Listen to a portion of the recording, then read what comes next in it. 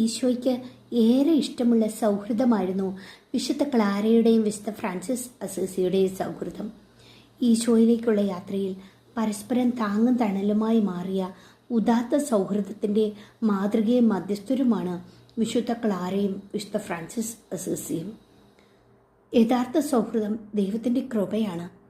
വിഷമിച്ചിരിക്കുമ്പോൾ മനസ്സറിഞ്ഞ് സംസാരിക്കുന്ന ആത്മസുഹൃത്ത് കർത്താവിൻ്റെ അനുഗ്രഹമാണ്.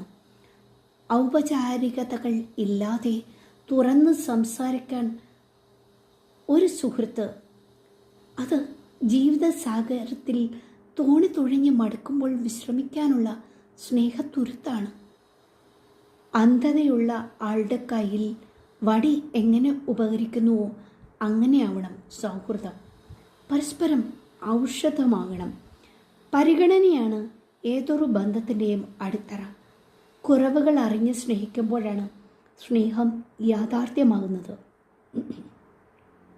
സ്നേഹിക്കാൻ ഒരു മനസ്സുണ്ടെങ്കിൽ കുറവുകൾക്ക് അവിടെ സ്ഥാനമുണ്ടാകില്ല.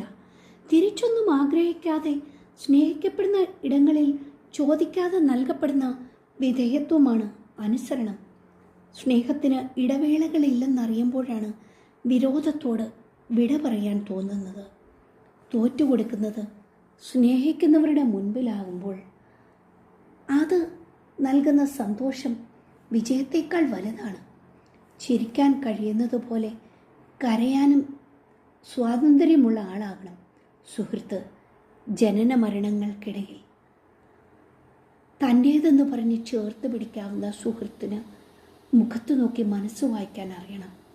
ആദ്യ പടി കയറുമ്പോഴും അവസാന പടി ഇറങ്ങുമ്പോഴും കൈപിടിച്ച് കൂടെ ഉണ്ടാവുന്ന സൗഹൃദം കർത്താവിൻ്റെ ദാനമാണ്.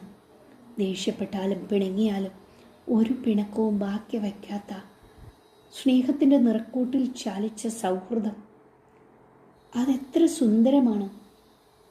അതൊരു ബലമാണ്. ആരിൽ നിന്നൊക്കെ ഒറ്റപ്പെട്ടാലും നല്ല സുഹൃത്ത് അനുഗ്രഹമാണ്. കയ്യിൽ മുറിവുണ്ടായാൽ കണ്ണു നിറയുന്നു. കണ്ണു നിറയുമ്പോൾ കൈ തുടയ്ക്കുന്നു. രക്തബന്ധത്തേക്കാൾ ആഴമേറിയ മാന്ത്രിക സ്പർശമുള്ള സൗഹൃദമെന്നത് സ്നേഹത്തിൻ്റെ സുന്ദര ഭാഷ്യമാണ്. വിശുദ്ധ പൗലോസ്ലീഹ കൊറിന്തോസുകാർക്ക് എഴുതിയ ലേഖനം 13-ാം അധ്യായം 1 മുതൽ 13 വരെയുള്ള തിരുവചനങ്ങൾ നമുക്ക് വായിക്കാം.